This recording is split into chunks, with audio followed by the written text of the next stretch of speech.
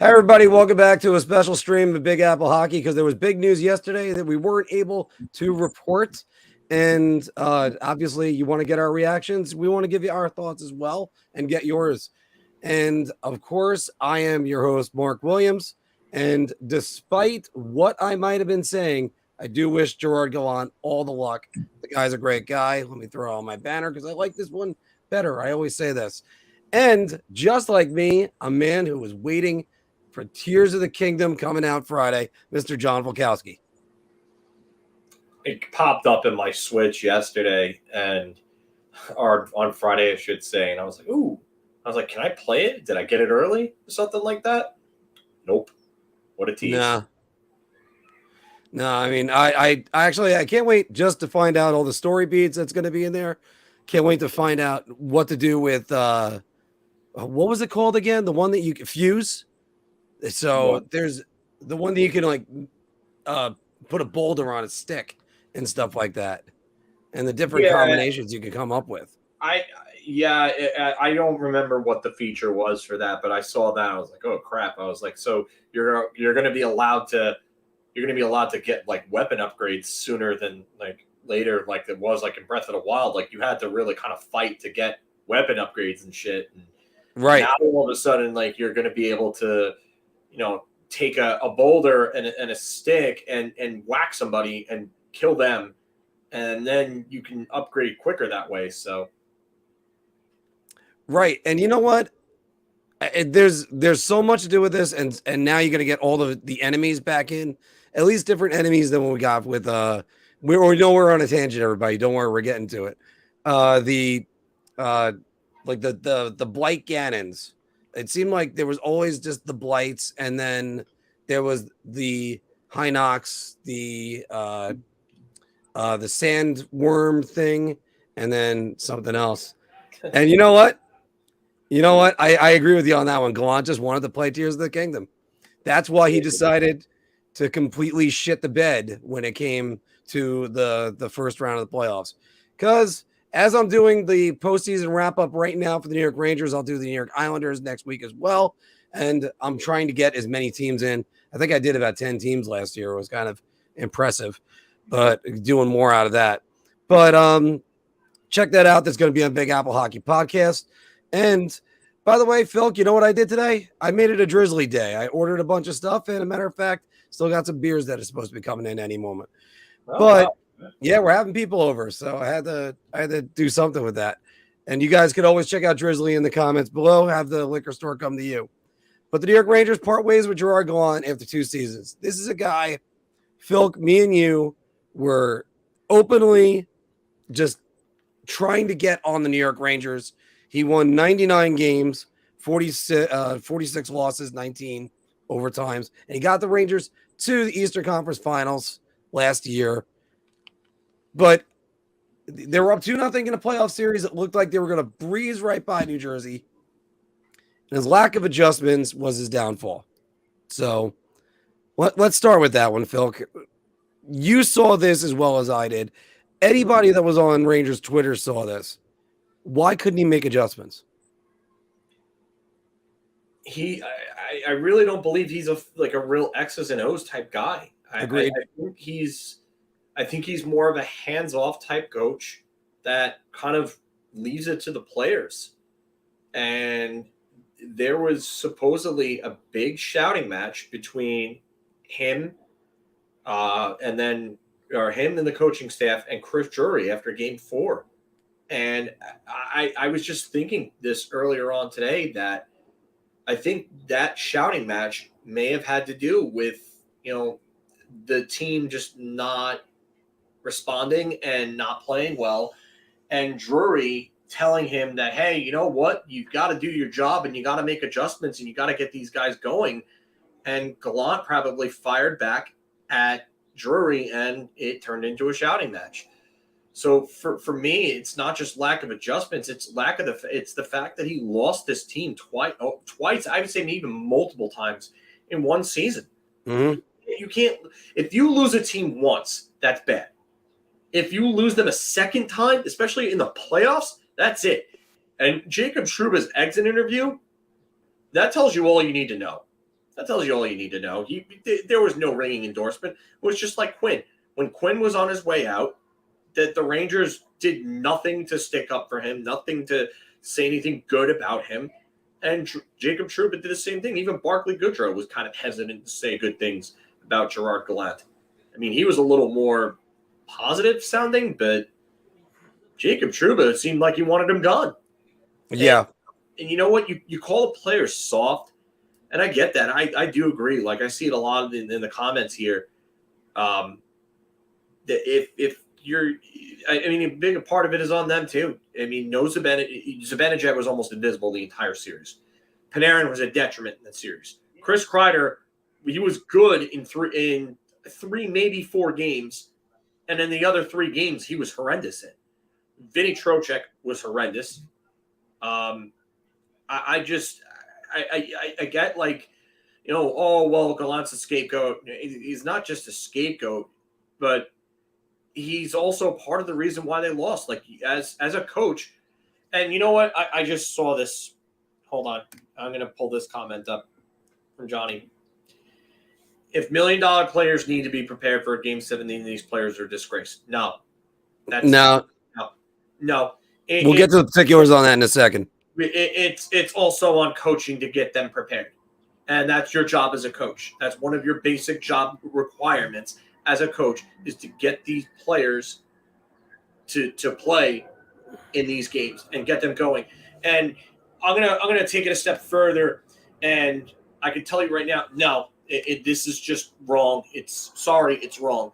But if you're not there mentally, and the coach is not on top of you, and you see that the leadership group is not strong enough to get this team going for a game, that's part of the coach's responsibility. And that's why Keenan got the job done, because Messier said so. If Messier said so, then you should look back at Messier's little spouts that he had with Keenan, because Keenan was on top of him, and Messier was a very strong captain. There's – and we're going to get to Marc Messier, because his name always pops up in these situations.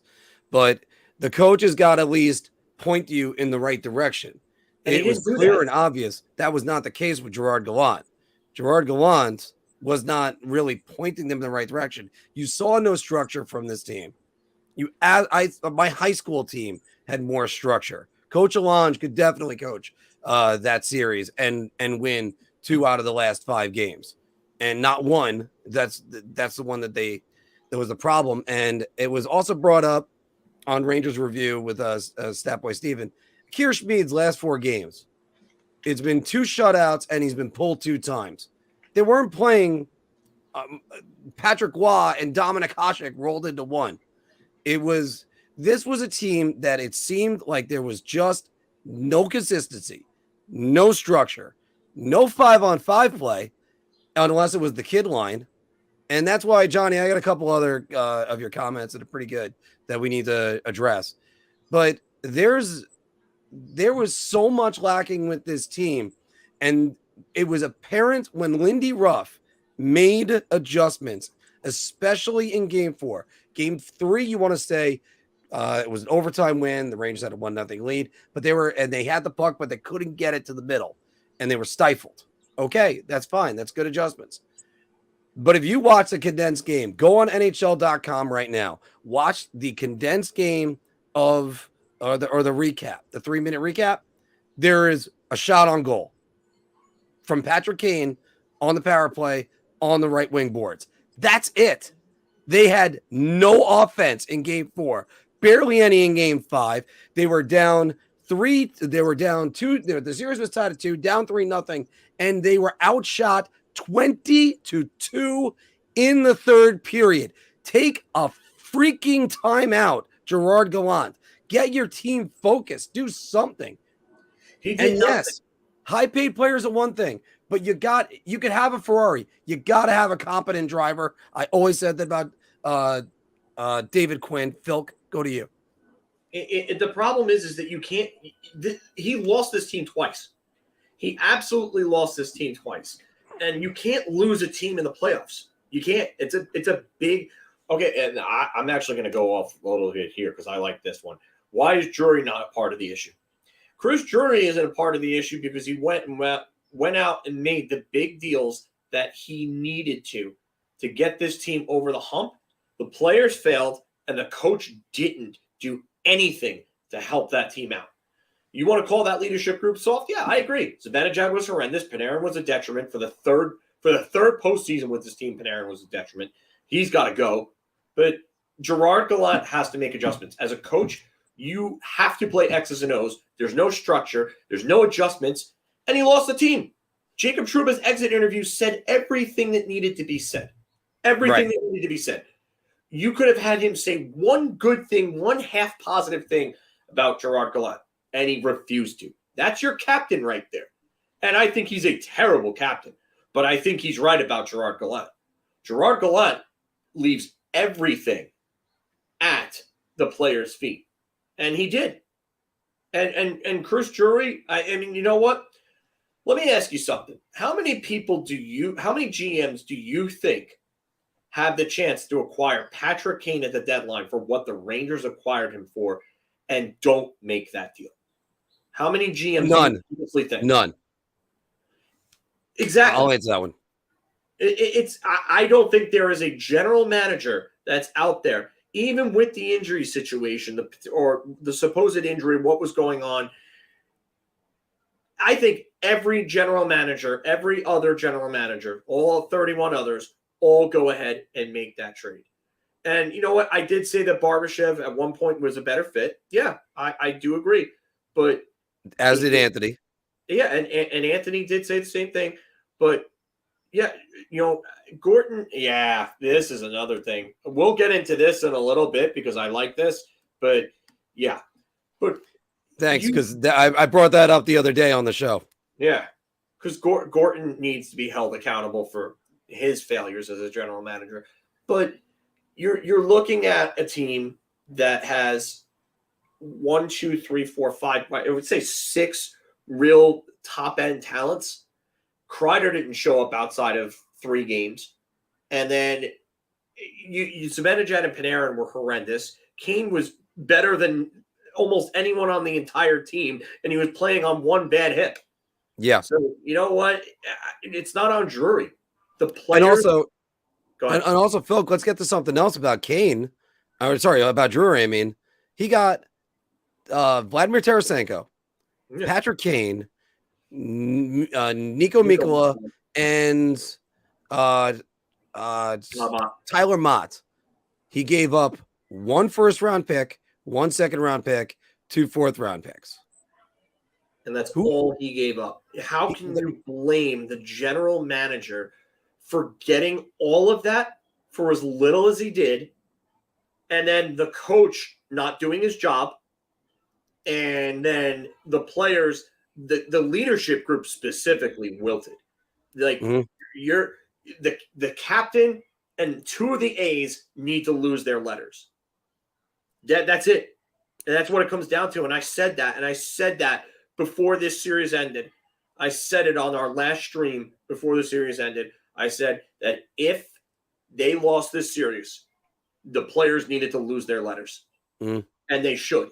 They absolutely should. It's pathetic. I know it's not going to happen, but they should, because that leadership group is a joke. And that's why Gerard Gallant is not a terrible coach, but he is not the coach for this leadership group. And this group cannot be made changes to because, as Marc pointed out, Jeff Gorton hogtied them with those no movement clauses.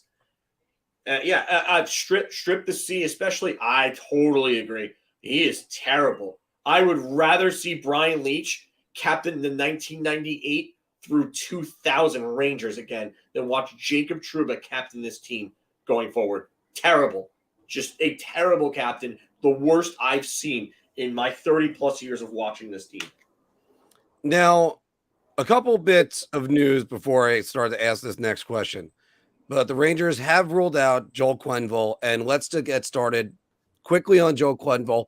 And I really want to go off on the next thing because the next thing really frustrates the hell out of me. But Joel Quenneville is a great coach, but taking the another sort of issue that comes in. If the Rangers, let's say the New York Jets signed Colin Kaepernick, the first 50 questions, 45 of them are going to be about his protest and everything he's been through. Joel Quenneville, how many of those 50 questions do you think are going to be asked about the Chicago scandal? The guy's already a distraction before he walks through the door. And yeah, you could say it's hockey. Yeah, it gets brushed under the rug. Look at Twitter. You're going to lose. You're going to lose the fans before you even get them. And Phil, you're going to address both of these in 1 second because I have to go off on this one.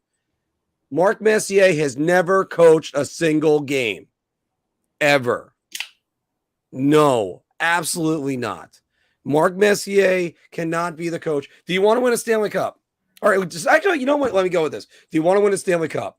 Because you're not going to do it with a rookie head coach, especially Marc Messier. I know Marc Messier won in 94. Marc Messier was also the 2000 captain to 2004.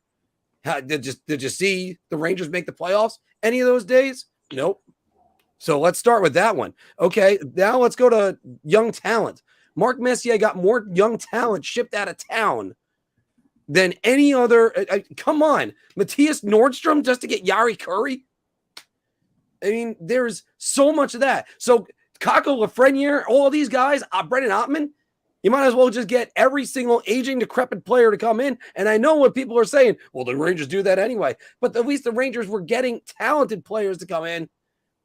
Like there was John McClain was on this team, I believe, when Marc Messier was still there. But no, I think he arrived. No, I think he might have left in 2000. But still, guys, no, Marc Messier is not a coach. He's totally fine on ESPN.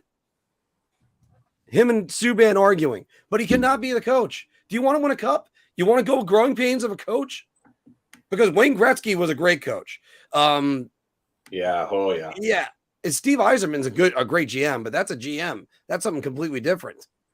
No. Messier can never be the coach. He just it's as somebody mentioned and I responded to it before. Oh no, State of Survival. Martin St. Louis had never coached a single game. No, Martin St. Louis was actually a coach for a prep school called Mid Fairfield in Connecticut. I know somebody who actually played for him. He played for the U.S. National Development Team afterwards. It's actually playing in the USHL this year. So, yeah, Martin St. Louis had head coaching experience. Marc Messier has literally never coached at any level. He's never coached.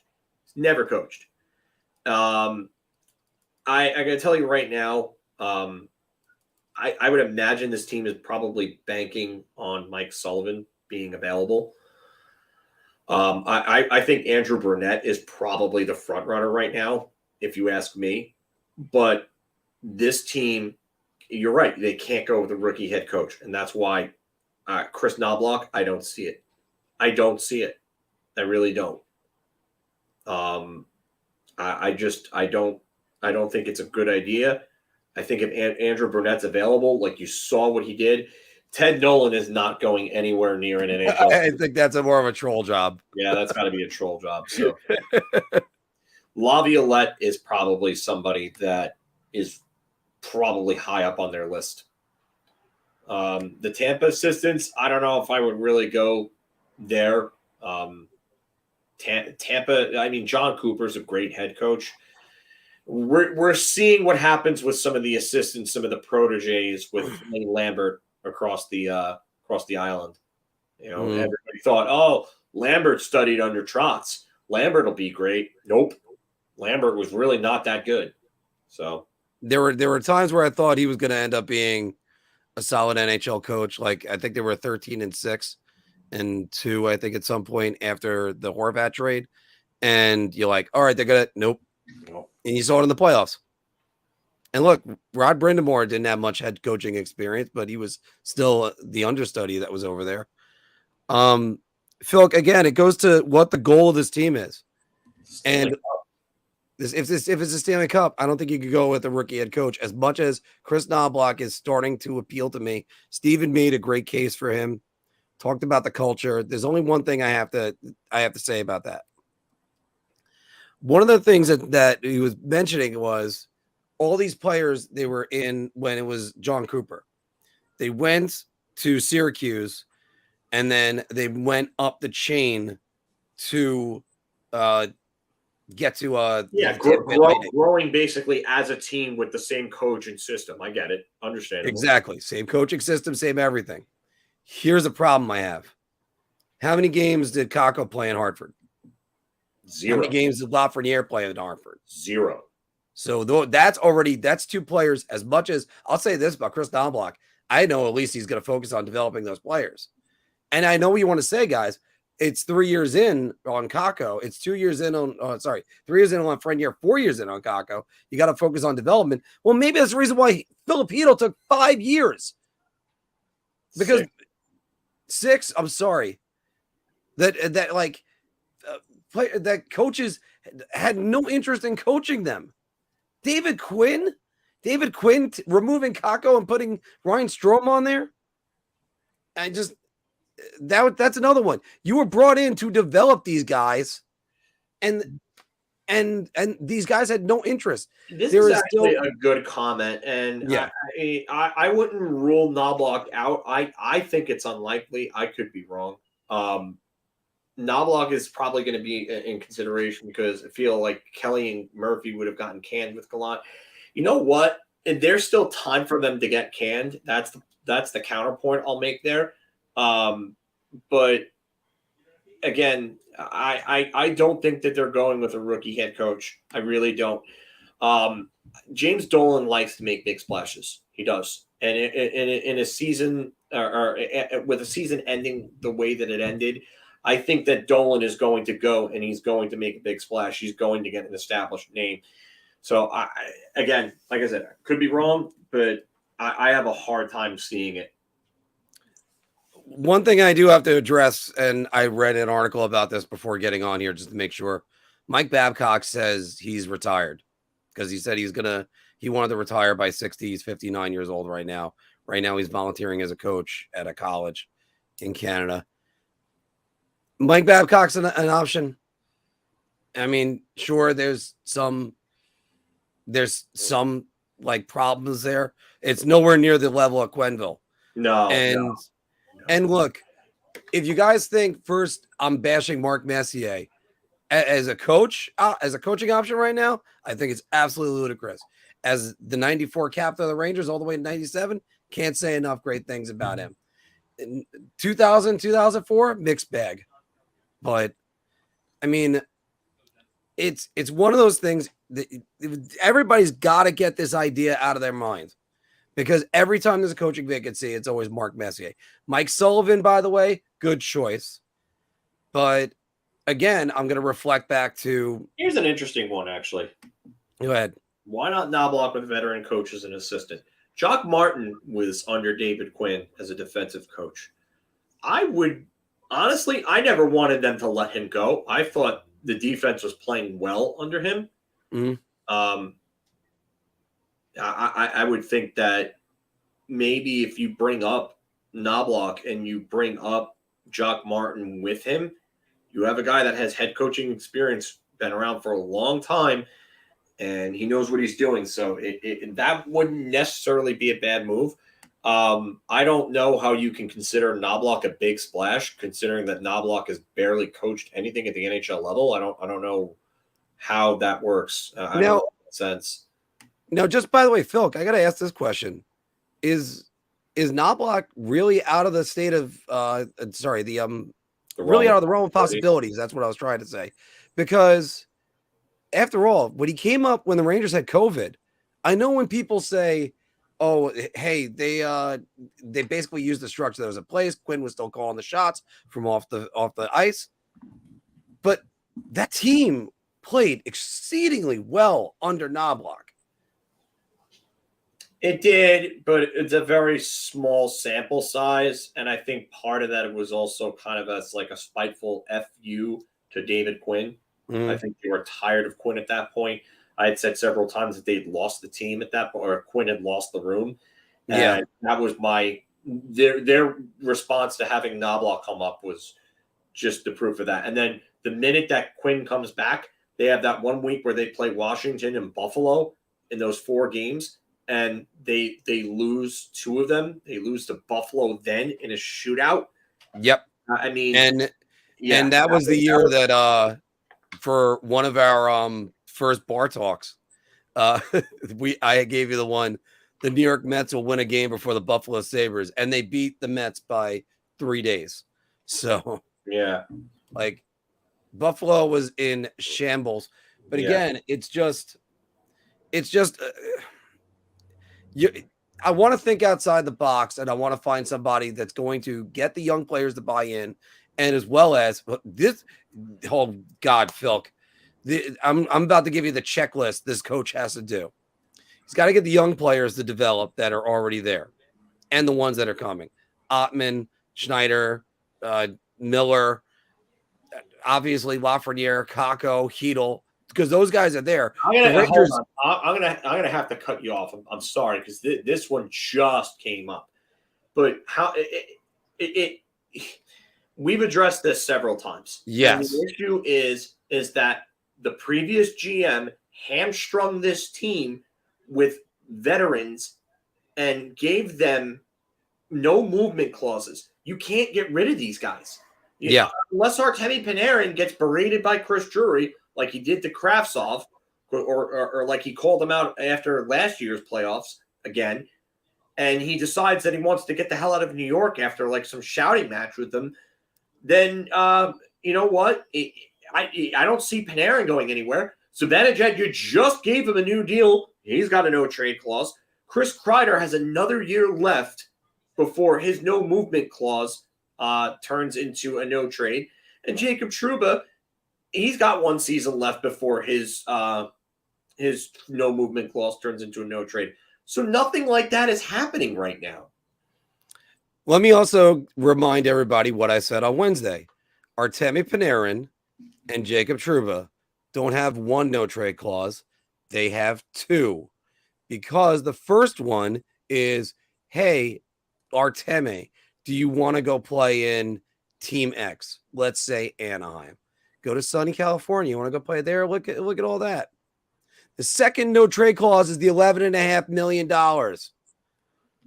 Yeah, I mean then the Rangers have to talk about eating at least $3 million every single year just to make it more attractive, so they don't have to give up a first-round pick or anything like that to get rid of this guy.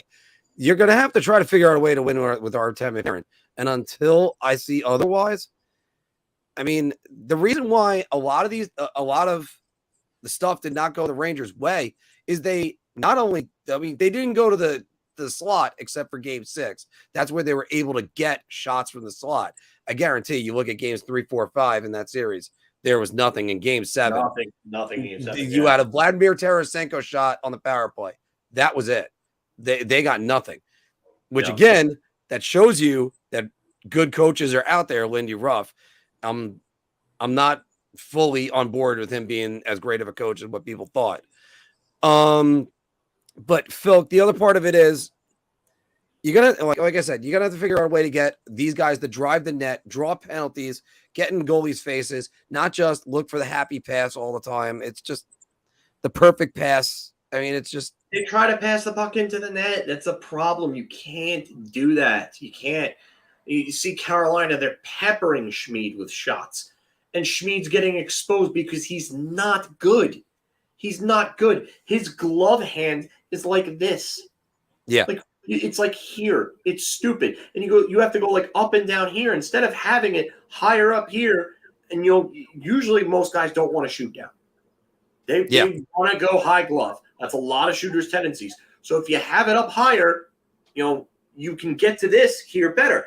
But all you have to do is shoot right by his ear, and it's a goal every time.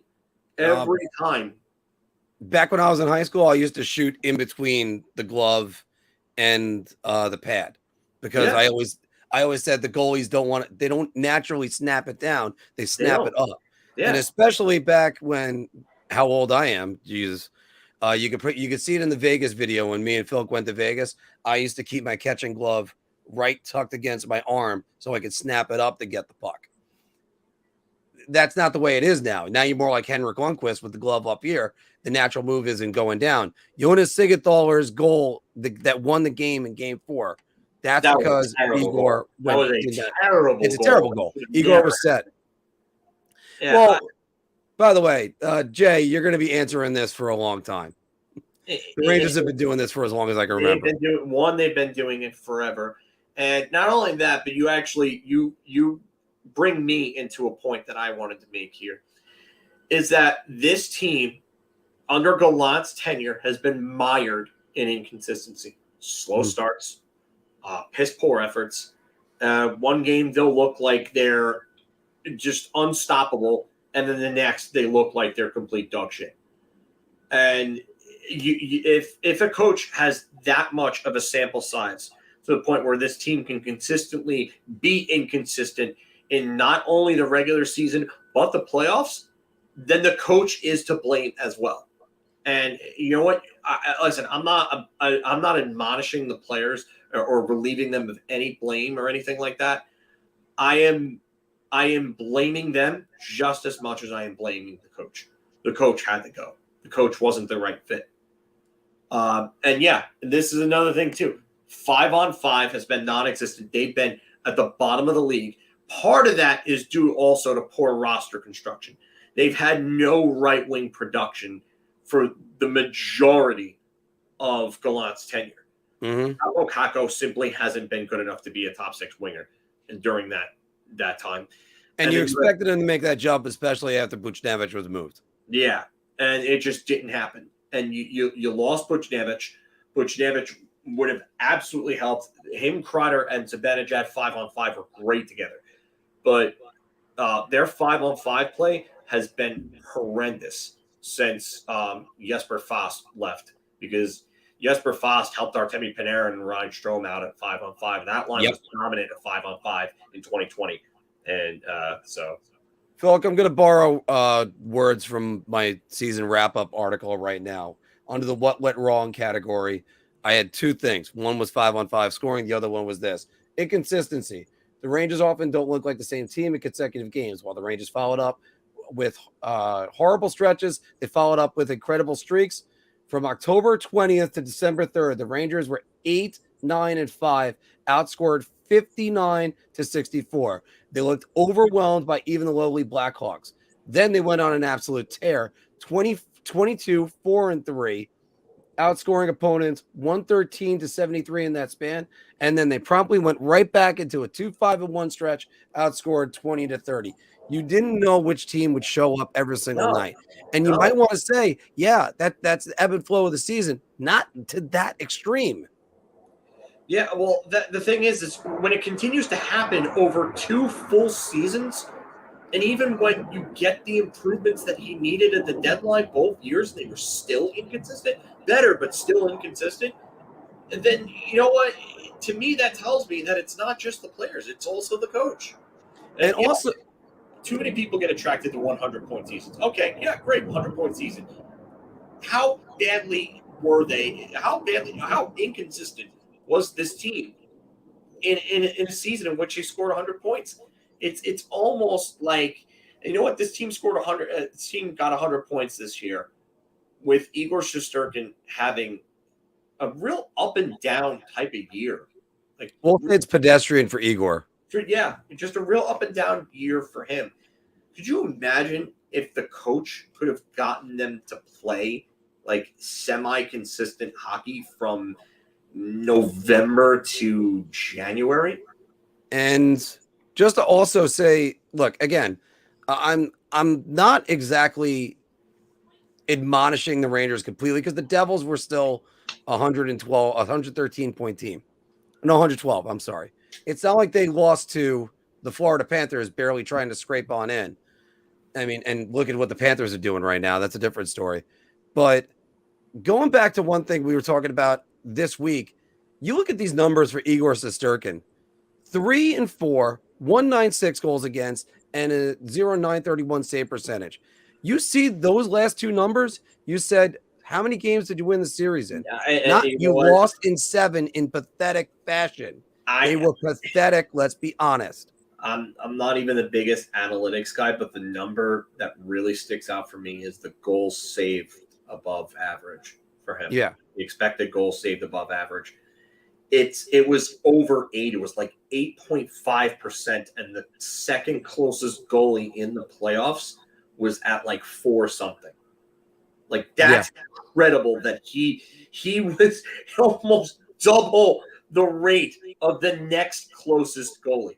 And now, and another thing to also, I'm sorry, Phil, because I also got to bring this stat up. Another thing to think about is the Rangers power play had 6 power play goals in the series, all of them scored by Chris Kreider. 5 power play goals, although all of them scored by Chris Kreider. Yeah, I think there was maybe one more. Anyway, the Devils had 3 shorthanded goals after that. We can blame the players all you want, but where's the structure? And oh my God, that one, Doug. Yeah, to me, that was when I knew this team was done. I knew that they were absolutely screwed. I couldn't believe they won Game 6 the way that they did after he came out and said they played well in Game 5. Like, how are you telling me that team played well? And then you had Trouba in his exit interview, and that's why I knew he was a joke of a captain before that. But what he said about them, basically not taking accountability for anything and saying all the stuff about Jersey playing good. Like, no, like you guys played like crap. You guys played like crap, and you're refusing to take any accountability for it. Like, you're the captain. Step up and actually be a leader and take some responsibility, because you've done nothing to turn this team around. Done nothing. And looking at this again, let me bring up this. And I still can't believe that a guy who was an enforcer needed to be told about this. Game 3, Timo Meier falls on Igor Shesterkin's leg. And let's say that's the one that's definitely intentional.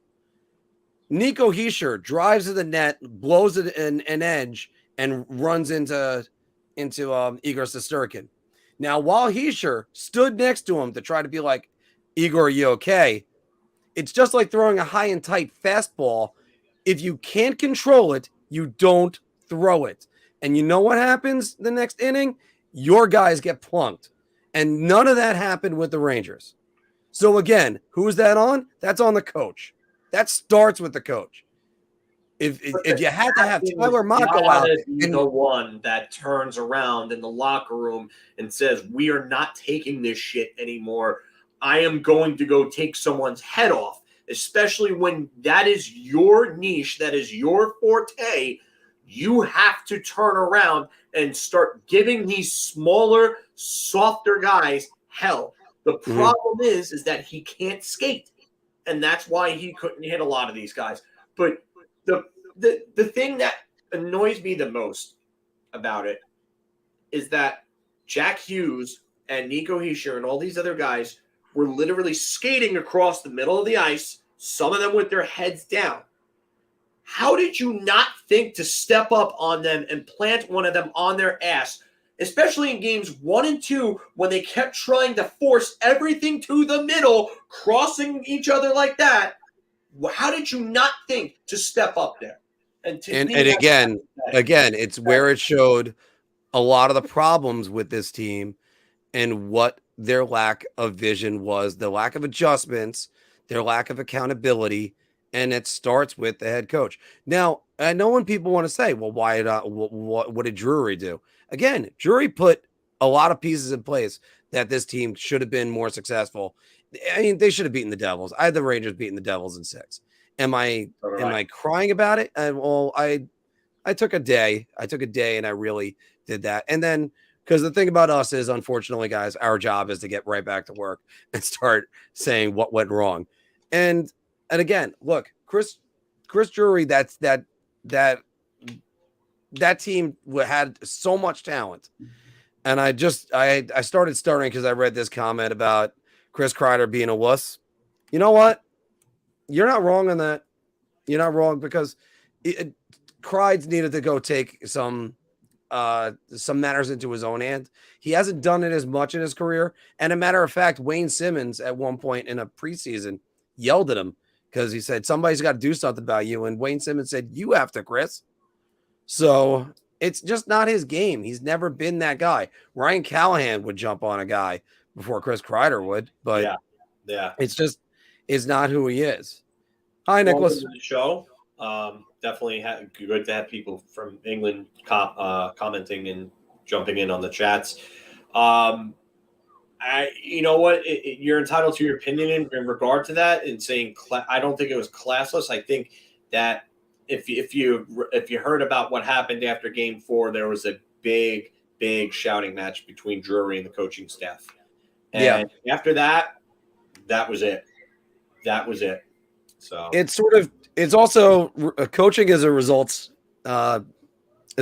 driven business. And by the way, thank you to the 60 of you watching. Make sure you guys are liking this video, sharing, and subscribe. Yeah, thank you. And but it's also that he was the personality that was needed after David Quinn, but then he has his own personality in there, and it's like that it wasn't meshing well. And again, he's also, as a track record as a coach, his success is either in the first season or the second season, as he had with Florida. Yeah, he had it with the Rangers. It was a downhill. And that's the problem. Gallant, every team he's been with, his success rate has gotten worse after the second season. So that's why he hasn't lasted, for over, I would say, 3.5 years at his longest stop. But I mean, Steven, this is what I actually even said this almost verbatim earlier, is that he's not a bad coach, but he just is not the fit for a soft leadership group. You need a hands-on coach. Stephen Valaket said before that they go from players coach to Barker, and it's just kind of a vicious cycle. I mentioned that the other day on Wednesday. They went from Nielsen to Keenan because the team needed a kick in the ass after that disappointing 93 season. Then after Keenan, they went to Campbell. And after Campbell, they went to Muckler, and they went to Tortorella, and then they went to Ron Lowe, who was a player's coach, and then they went to Trottier, and then to Sather, and then they went from the cap era on, it's been Tom Rennie, Tortorella Part 2, AV, Quinn, Barker, and now Gallant, player's coach.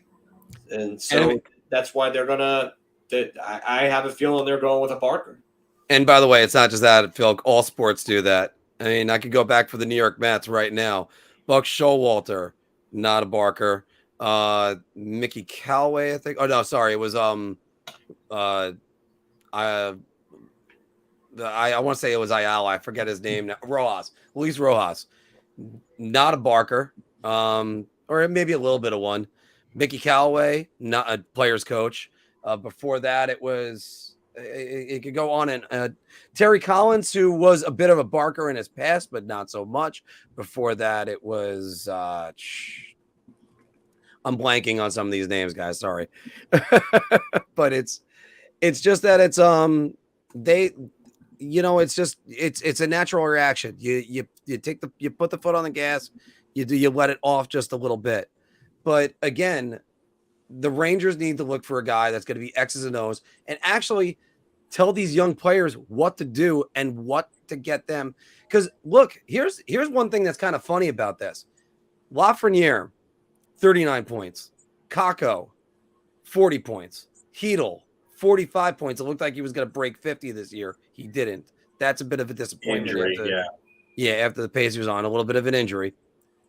All those guys, who do you think has the most average ice time out of all three of those guys for the season? I'd say probably Hedl. It's Kakko. And you don't even think that. 15 minutes, 15 seconds, I think I had the number at. And it's one of those things where you go, so the guy that wasn't getting played or barely getting played 15 minutes, 18 seconds and less was Kakko.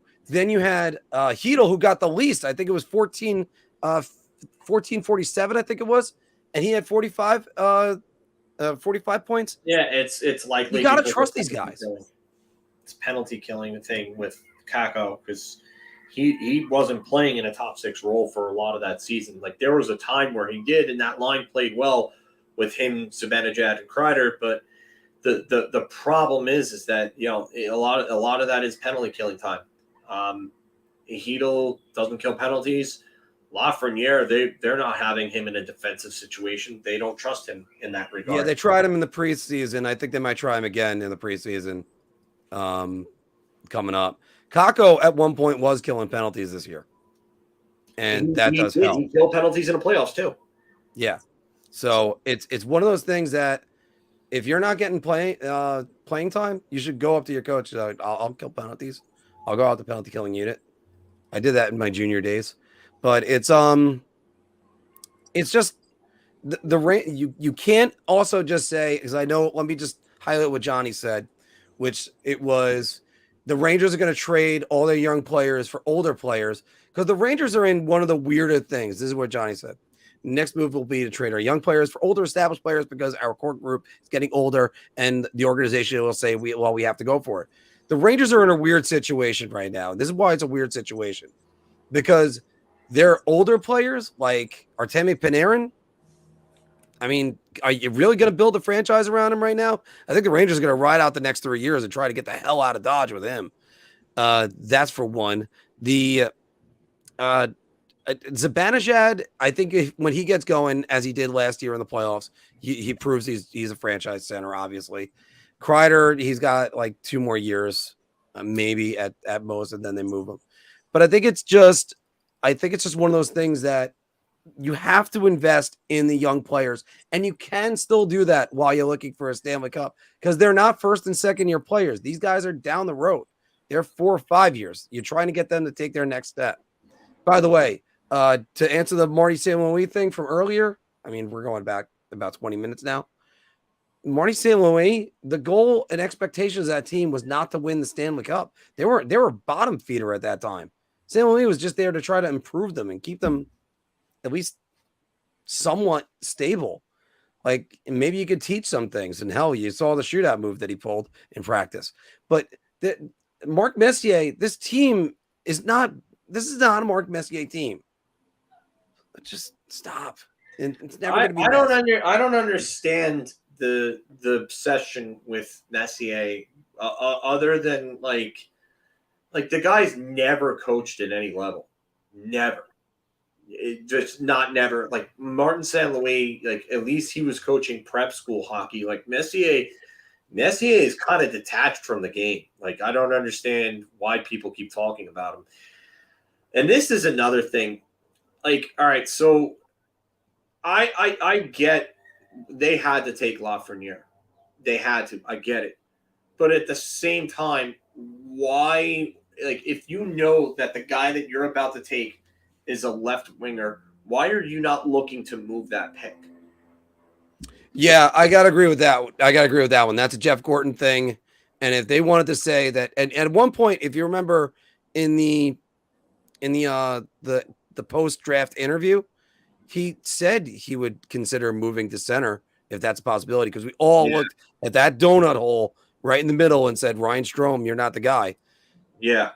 And that was another thing. But the problem is that this team has been devoid of right-wing depth for years. Years. They need right-wing depth, and they still don't have it right now because Kane and Tarasenko are gone. They're not. There's no chance. No chance in hell. But, there's no chance. I was saying Tarasenko is going to go for a payday, and Kane is going to get an offer from the Buffalo Sabres to be like, come back home, and and then this is it, and then they go and then they pick another left winger in Othman. And listen, I like Othman as a player. I really do. I'm not bashing the player. I think he's going to be a good player at the NHL level. But the problem is, you can't draft for need. No, you do need to draft for need, especially when you have a logjam at a position that you're picking the BPA from. when the best player available is a left wing and you have 3 left wings available or 3 already on your roster, why are you taking another left wing? That's why I wanted Svechkov in that draft. That's why I wanted it. Because we needed a center. We didn't know what we had with Hedl. We all thought he was going to be moved at that time. But, I mean, that was still the Jack Eichel rumors. Yeah, and the Jack Eichel rumors. You know, it's just. And by the way, Bobby, I understand what you're saying with this, but once you put pen to paper with a no move clause at $11.5 million, the second highest paid player in the league at that time, you are not only married, but you got to make sure you keep your wife happy for 7 years. Yeah, I don't. That can change. One conversation can change that. Remember, Vitaly Kravtsov bolted for Russia after Chris Drury berated him in front of everyone in Hartford. Everyone. And he bolted for Russia that first time. Chris Drury's already called Artemi Panarin out publicly. Who's to say that if he doesn't do it again, or they have a conversation behind closed doors and it turns into shouting match, that Artemi Panarin isn't going to want to get out of there? Listen, I'm not saying it's going to happen, but I'm saying it's a possibility. But the next hurdle on top of that is you then have to find a trade partner and then somebody that's willing to take on that salary. And there's nobody that's going to want to take on 11.5. Nobody.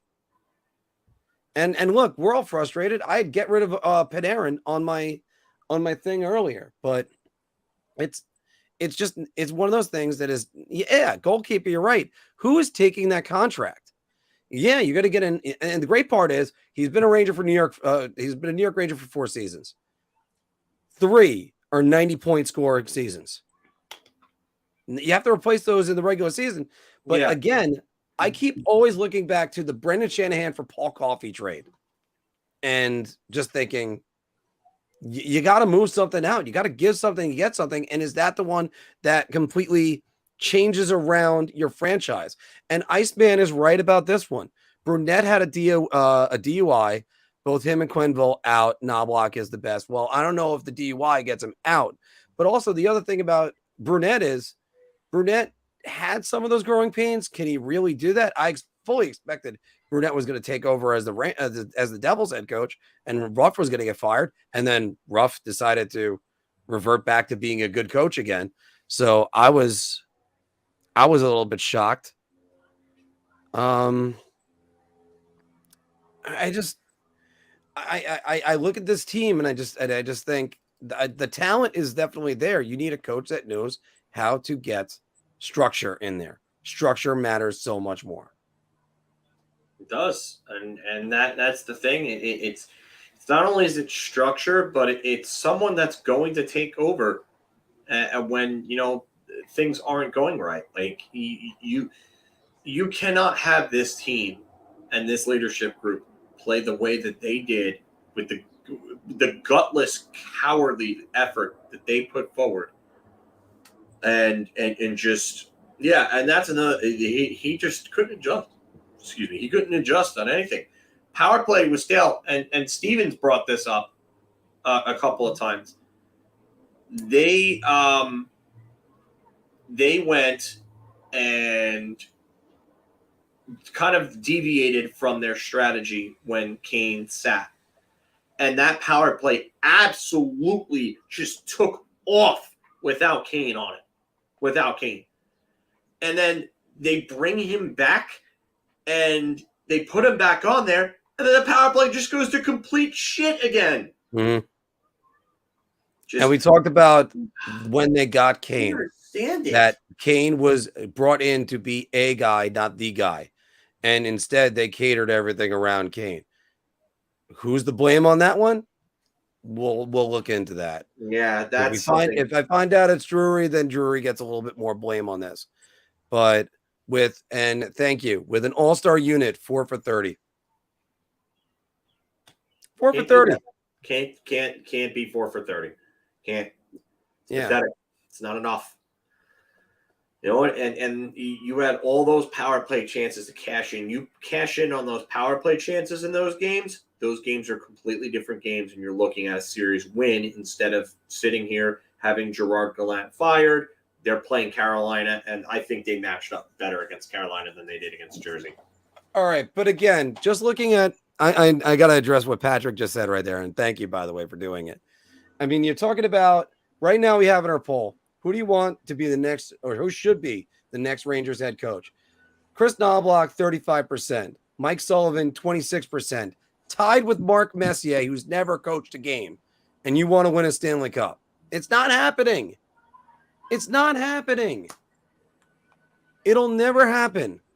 And if it proves me wrong, so be it. I could think of Bob Brentley. I think somebody else named the rookie head coach that won.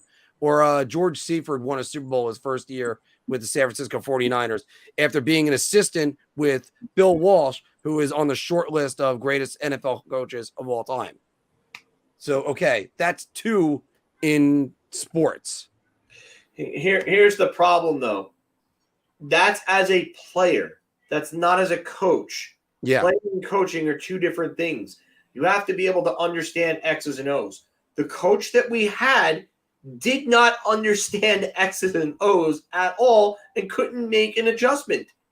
So why are we going to bring in another coach who has little to no experience in this very, very important factor and try to, risk another few years of incompetence and not getting the job done? It's not happening. Messy is not happening. A lot of this just needs to die. Look, I just want to also say this. I'm still a fan of Gerard Gallant. I hope he does well in future endeavors. Great guy. Good coach for a short term. You already know what he is. But as far as I'm concerned, my impression of Gerard Gallant now is I don't know if he understands Cheerios, never mind X's and O's.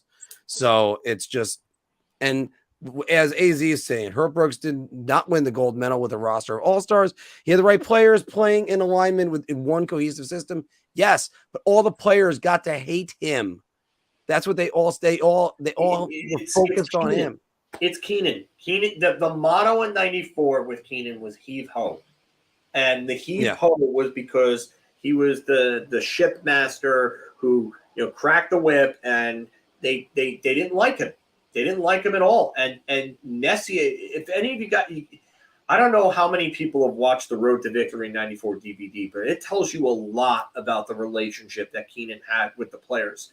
And Glenn Healy talks about, him getting Richter getting benched and then going back to him and then going back to Richter. And I mean, he even pissed the goalies off. That's how badly he was hated in New York. And then a lot of the things Keenan requests back then are commonplace nowadays. He always talked about a state-of-the-art level of fitness and using new tactics to try to figure out new trainings. And if you watch the Oh Baby video, you could see a lot of that. But these are all commonplace now, so it's not really all that big of a deal.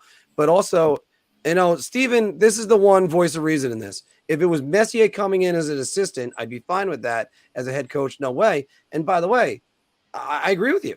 But Marc Messier wouldn't be an assistant. Marc Messier was the second fiddle under Wayne Gretzky. That's it.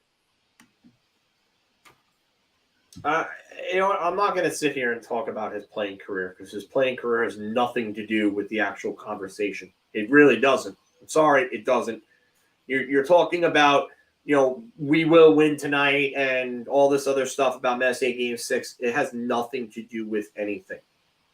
He did it as a player. He hasn't done anything as a coach. He has zero coaching experience at any level. He has not even coached at a peewee or a bantam level.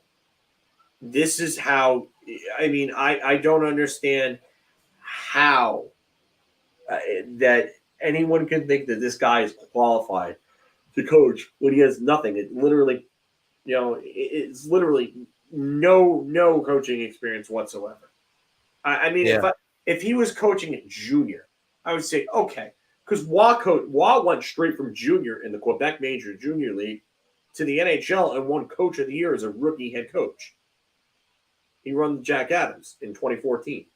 So I mean, it's again, you're talking about superficial things and then equating them into coaching. The greatest player ever was not a good coach. Yeah, he was an inadequate coach. That comment, just as Marc brings up that comment, he Yeah. was not a good coach at all. He wasn't. Oh, by the way, just to say for this, Modine, no, Marc Messier as a player is not overrated. No, somebody's Patrick Hamos, I think, said he was overrated. I was like, nah, yeah, that's another. Yeah, but you know what? Even at that, I think he was overrated and all this other crap. And I think I understand what he's trying to say, because I think Marc Messier kind of goes into that category of at 97 was the peak of his career. After the game 5 versus the Flyers, he never played a playoff game ever again. So I can understand that. And again, but I do have to disagree. All right, as a leader, he's overrated. I disagree on that. But it's also different when you're one of the guys and you're leading the group than telling them what to do. It's different being the oldest brother than being the dad. As a leader, he's overrated. No, he's not. He's literally the only player to captain 2 different teams in the Stanley Cup, and he could have won the Conn he's the first both of those times. Oh no, sorry, no, you're right. Sorry, my bad. He's the only one. My bad. No, no one else has done it. Because I've asked the question on how many players have been captains that have won. There's 2 free agent signings that they've changed teams, but they weren't captains originally. That's the thing. No, because Brendan Moore was a captain, but he was a captain on the Kings. Brendan Moore only won 1 cup though. Yeah, but I mean only one. Chara was a free agent signing. Everybody else to develop from within. That's usually what my point on that one is. Yeah, I can't take that whole overrated as a leader seriously. I'm sorry. I'm just not going to. I'm not even going to further address it because I just think it's a. Was that a goal? I'm watching a Carolina game. It looked like someone just scored, but I guess they have to review that then. Bigger issue here is the cap situation. This team is having a logjam of overpaid left wingers with no depth at center. Vinny T was good and not worth the bucks that we're paying. Drury's put us in cap hell. Again, I don't think Drury put us in cap hell. No, I think it was Gordon absolutely put them in cap hell. Gordon absolutely. You're paying $19 million to 2 players, and one can't perform in the playoffs, and the other one was expected to be a number 1 defenseman, and he's not. The other thing that also kind of hurt a little bit of that is Adam Fox accelerating as much as he is. And Adam Fox, there are some people that want to, I know you kind of like said a couple things, Phil, but it's not like you're blaming him for the loss in that series, right? No, I just think he was terrible. He's another one though. He was terrible after game 2. He wasn't good in games. I don't think he was really even that good in game 6. I just, when I look at Adam Fox, I see a player that's incredibly smart, super talented. New Jersey just scored 1-0. That was a bad goal. But Adam Fox just did not play well enough. And here's a guy who has great edge work, but his straight line speed is just absolutely horrendous. I mean, was he exhausted? Okay, maybe. But if he's exhausted, then either, conditioning is either a problem or cardio has to be addressed. Right? Or the minutes have to be addressed. Because you cannot continue to play him 26 minutes a game in the regular season and then expect him to be able to do it in the playoffs. It doesn't work like that. Berube is still going to be in St. Louis. I don't think that I don't think the rumors of him getting dismissed are going to happen. But even at that, I think he was sort of a perfect storm type of coach. And though he was pretty good with them the next year.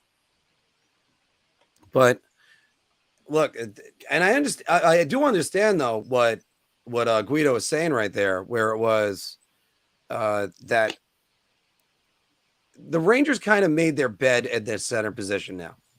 You know who their centers are. It's Zibanejad, it's Trocheck, it's Hedl. Bang, that's it. Now you have to figure out your wingers. You got to add some toughness and some grit, and you got to hope that it's gonna come from within, and it's gonna be tough. I would like to know what a new coach is going to do for Alexei Lafreniere, because that's the thing. You gotta, and I know Kako, but I still have the belief Kako is going to be there. My faith in Alexei Lafreniere is shaken after that playoff series. What about Hackstall? No, Hackstall's not going anywhere. I like Dave Hackstall. I liked him going back to North Dakota. I followed North Dakota while Hackstall was a coach, and he was there for a long time with them. But he's not going anywhere after the season he's had with Seattle. They bought in. They look hungry, and they look like they trust him. So yeah, I don't think that I don't think he's going anywhere. And yeah, everybody. Yeah, and this too. Everybody is complaining about Kane, but Kane had more points than Hughes and Meyer combined. He had 6 points in 7 games in that series. Patrick Kane was not the big problem in that series. But again, think about this: that the Rangers actually scored more 5-on-5 goals than the Devils. If anything, I'm still amazed about it, Phil, because I thought the Rangers were going to win that series by being better defensively, and then it was the Devils that did it. And again, the Devils had 3 shorthanded goals. Yeah, you can't have 3 short. And then the Fox play on in Game 7 on the first goal of the Palat, like that's inexcusable.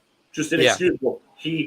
He screws around with the puck and doesn't want to move his feet, so he turns it over, and then he doesn't play the body on Palat.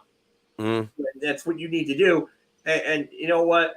Adam Fox, he hurt them. After Game 2, he hurt them. By the way, Justin, the reason why you can have him out there is because you have to have a guy like Brian Lingwin next to him. That's why it's okay.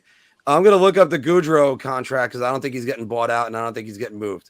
I think he's getting moved. I don't think he's getting bought out. Yeah, I know he's got the living in no trade clause. I just don't know how that's going to happen. It's a 15-team no trade. So, I mean, you can move him. It just might cost you giving up I wouldn't say a big significant asset, but you might have to move an asset with him to move him. And I don't think this team is opposed to doing that. They moved Patrick Nemeth, and Gaudreau's a far better player than Patrick Nemeth, but they moved an asset along with Patrick Nemeth to get Patrick Nemeth out. So.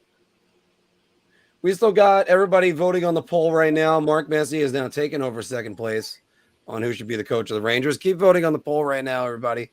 I'm going to check out Cap Friendly right now to see what that's going to be like if they actually bought him out. Here's another thing that nobody's talking about.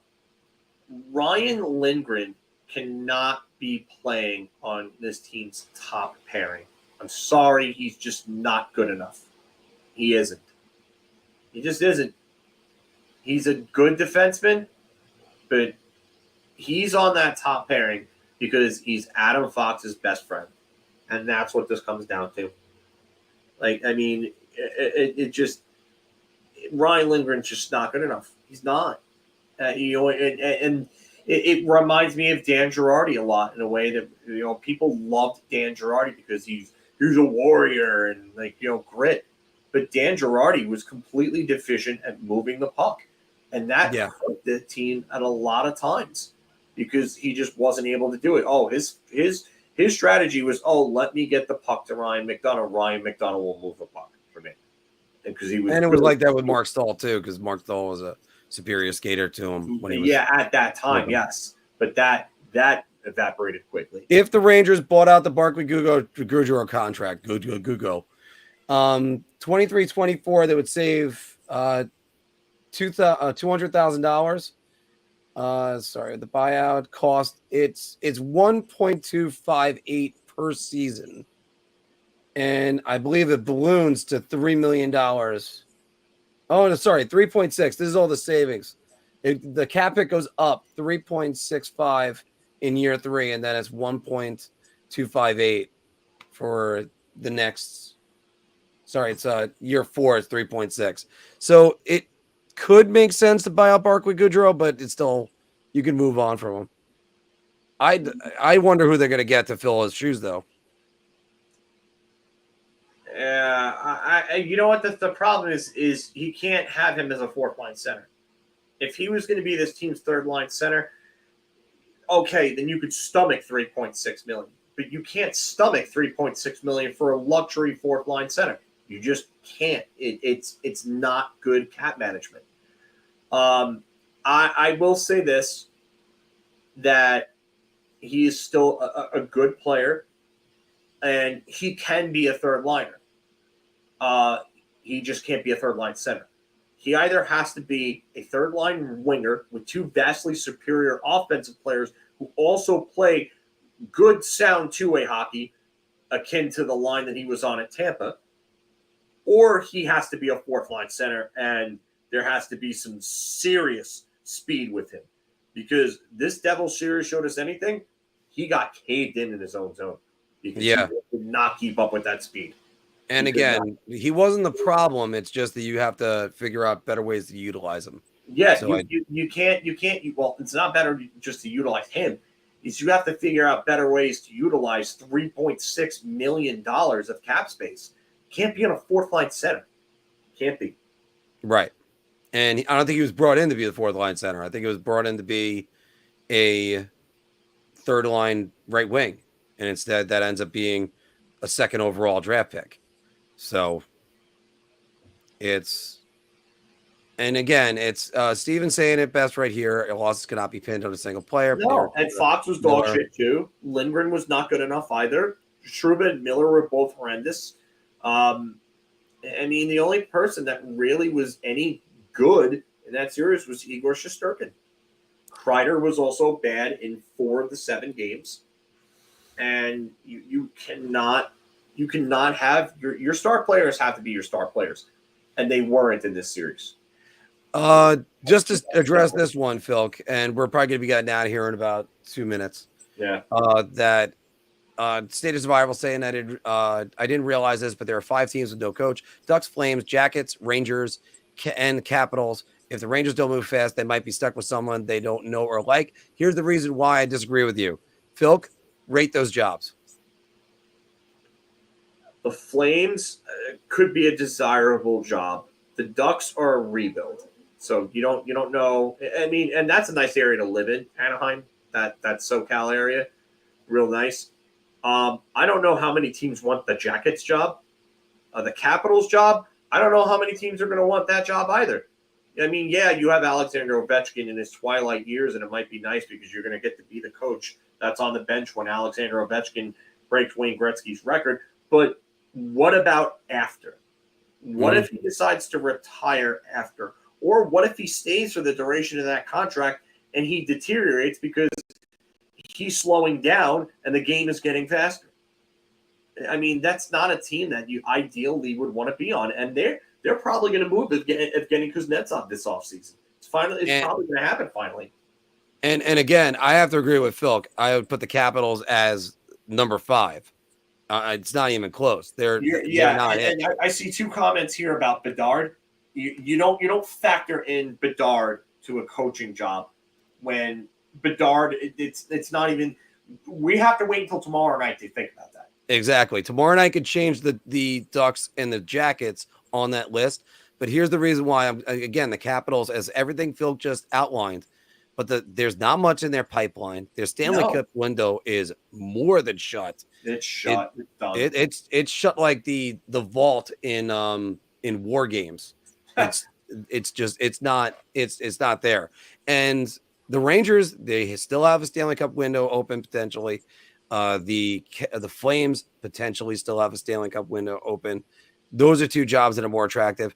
And the other thing about the other 2 jobs, Phil, is look what happened to Todd McClellan when he wanted to go coach Connor McDavid. Great. You wanted to leave San Jose. You wanted to go coach the kid, and not really great results. He found himself packing his bags too pretty quickly. Yeah. I look at, Bedard, generational possible type talent. Yeah. Get it. Totally understand why that could be an attractive job. But again, you're not going to win with a team like that for at least another 3 to 5 years. Yeah. And are you going to be the coach when they're there? Yeah, exactly. I was just going to say, coaches, their shelf lives are anywhere between 3 to 5 years for the most part. So I would already I wouldn't factor in Bedard as much of a as a big piece to try to get a coach there, because if, let's just say, you're there, you get a pass for the first couple of years because they're building. Then in years like 3, 4, and 5, there's a big problem at that point if you're still not winning at that point. So I would say, if anything, it's not the attraction that you think. DFSR, hi, welcome to the show. We're only going to be on for a few more minutes, guys. But Robert is saying Rangers roster is not changing. They just need a better system. Get Quenneville in place. Quenneville is not coming. The Rangers have said they're out, and also I laid it out before. If the Rangers tried, it's not a good idea. He's already a distraction before he walks in the door. And don't see it. You know what? I thought they were going to go with him because there was word that it was going to happen. Yeah, but who knows? Maybe it could be a smokescreen. I think maybe Gary Bettman gave them the no, and that's why it's not happening. But there was a comment about Laffy, just to get on that one. Laffy's not the reason why the Rangers aren't winning, and also, well, he's not a reason why they aren't. But there's also, I think this year is a good reality check for Alexei Lafreniere. I don't think you can't be going home in this at the end of this series and going, well, I did my best. The team fucked me. He didn't. They do need to utilize him better, but he needs to improve as well. We'll see what we have to get out of that. Anthony is saying the Rangers had to put Laffy and Kakko on the top lines. Now they're 5 years in behind Jack Hughes. Yeah. This is Quinn's and Gallant's fault. And look, if you're going to throw the kids in the deep end of the pool, you got to get them to swim. You don't just put them back in the shallow end, or worse, take them out of the pool. It's not a good idea. But also think about this: the last two series, Phil, we excuse the second one I'm about to bring up, but this series, the Rangers had a 2-0 lead, and they lost in 5. The Eastern Conference Finals, they had a 2-0 lead. They lost and a 2-0 lead in Game 3, and they lost that series. They were non-existent in Games 4 and Game 6 until the Vetrano goal, and then in Game 5 they had a fighting chance, but it's just you know what? Yeah, that's the second straight series they blew a 2-0 lead in, and you can't do that. You cannot do that, and I just, to me, another thing that's damning about Gallant was the fact that they got to Game 4, and that effort in Game 4 was just horrendous. Yep, horrendous. They did not look like they wanted that. To me, that was a big red flag. Like, when you show up to play like that in a playoff game, or don't show up, I should say, play like that playoff game, you cannot. Yeah, and it's second straight series with 2-0 series lead and the lead in Game 3. You have the chance to step on their throat, and they didn't. And both on the first goal by Chris Kreider. And the Devils now have a 3-0 lead after a shorthanded goal. Wow. Wait, Carolina's on the road. They're going to lose a game. I'm in the playoffs. I'm shocked. I wouldn't be shocked if they lose both of these games. Yeah. So, but I mean, guys, so we're going to cover more of this on the Wednesday show. It's going to be the big show for us. We both, unfortunately, have to cut it off here. You guys are great. There's 64 of you still watching right now. And we do these whenever there's any big news, we'll always break it. We might do some of these like on Sundays just because there's hockey talk to be had. And, it's just, it couldn't go on yesterday about this because I was about to leave for work. And it's just, again, just there's only way to describe it right now. Fucking embarrassing. And I turned it down already for the other thing. So because we're gonna play out bye. Everybody, if you haven't subscribed, make sure you're subscribing and leave us a like on this, please. It helps out the algorithm, and we're looking to Big Apple Hockey Pirate everywhere. And the good news is there won't be any restrictions. You can have it anywhere you want. Philk, so make your prediction. Who's going to be the New York Rangers head coach? I'm going to say Andrew Burnett. I'm thinking Mike Sullivan still becomes available. It's funny because you brought this up. I think Sullivan was actually the best choice. I doubt the availability. I just don't know. Not often GMs come in and don't put their own guy in there. So I wonder if it would be. You know what? Peter Laviolette. I think I'm going to change it. I'm going to go with Peter Laviolette because I think they're going to go with the Barker. And Laviolette's a bit of a barker, and he's going to want them to wake up. And I think they want somebody that's experienced because they can't bring in a rookie head coach right now with this team being too old to reset. So. And you know what? Peter Laviolette, he knows how to develop young players. That's why I'm not against that. I mean, look at what he did in Nashville. Look at what he did with the Flyers. Look at what he did with Carolina. And in a way, do you think anybody talked about Sean Bates before and after he left the New York Islanders? No. I mean, he had a hand in developing Jason Blake as well. There's another one.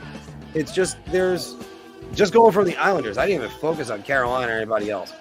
Look, and I was all for him being the Rangers coach in 2014, but it's I wanted him back then. Yeah.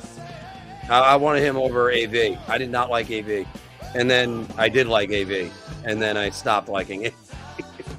It's just the way it all goes. And yes, Justin, I think it is destiny that he ends up either Sullivan or Laviolette. Because after all, Laviolette was a Rangers draft pick. I still have the media guide in a minute.